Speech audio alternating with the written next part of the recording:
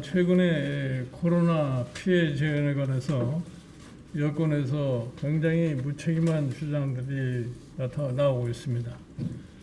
거듭 말씀드리지만 소상공인 자영업자, 피해업종과 피해업자를 중점지하는 것이 코로나 피해 지원의 대원칙이 되어 것입니다. 그러나 이 점에 관해서는 정부가 지원에 대한 명확한 입장을 갖다가 밝히는 것이 선행되어야 할 거라고 생각합니다.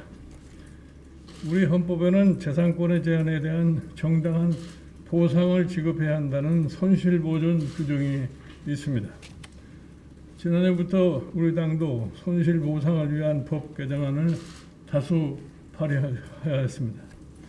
사업자의 자유박탈하는 강제적 영업 제한, 선택권 박탈, 국민의 일상의 행복 추구 침해 등 국민 희생을 근간으로 하는 사회적 거리 두기로 인한 손실 보전은 당연히 필요하다고 생각합니다.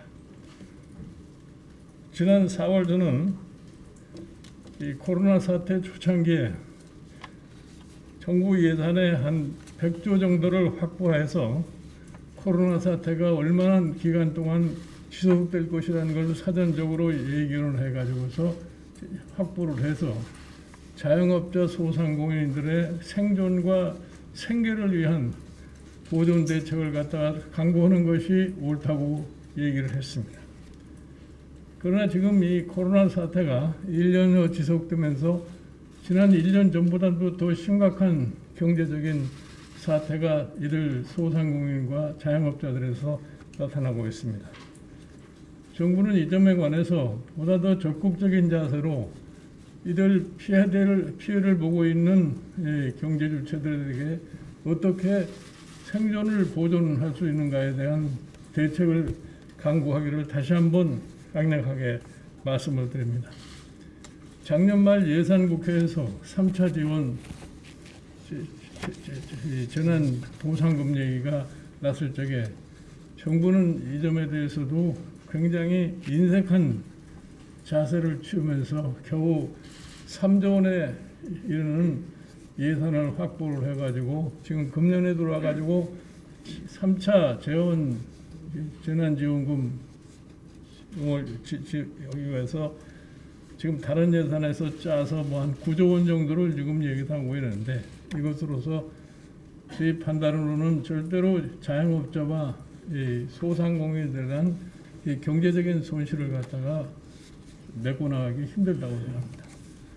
지금 이들 소상공인 자영업자들은 국세청의 부가가치세 등 납세의 근거를 가지고 있다고 저는 생각합니다.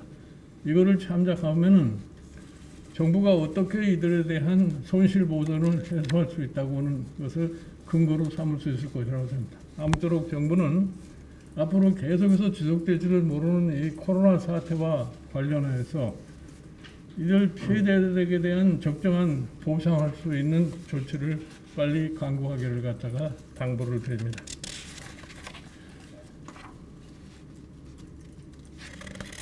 그 다음에 최근에 이 북한의 사태에 관련해서 말씀을 드리면 새벽 때부터 북한의 대규모 열병식을 통해 무력 시위를 보여주고 있습니다. 이를 미뤄볼 적에 지난 4년 가까이 실행한 문재인 정부의 대북 정책은 완전히 실패를 하지 않았는 의심을 하지 않을 수가 없습니다. 그럼에도 정권 핵심 인사들의 북한의 눈치 보기는 갈수록 도가 지나치다는 지적이 나옵니다.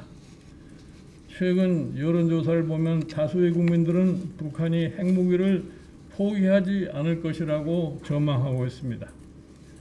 국민의 생명과 안전이 달려있는 중차대한 국가안보 문제에 대해 더 이상 국민들의 눈과 귀를 가려서는 안 될 것입니다. 문재인 정부 대북 정책은 북핵 폐기를 목표로 한 것인지 아니면 애당초 북미 간 핵 군축 협상을 목표로 한 것이 국민에게 소상히 밝혀야 할 것으로 알고 있습니다. 현 상태를 놓고 볼 적에 정부는 기존 대북 정책을 전면 폐기해야 한다는 비판의 목소리를 경청하고 조속한 정책 전환을 갖다 요구합니다. 또한 미국 바이든 행정부 출범과 함께 한미동맹부터 정상화하고 무엇보다도 북핵 억지력 유지를 위해 한미 연합 군사훈련부터 정상적으로 재개할 것을 촉구하는 바입니다.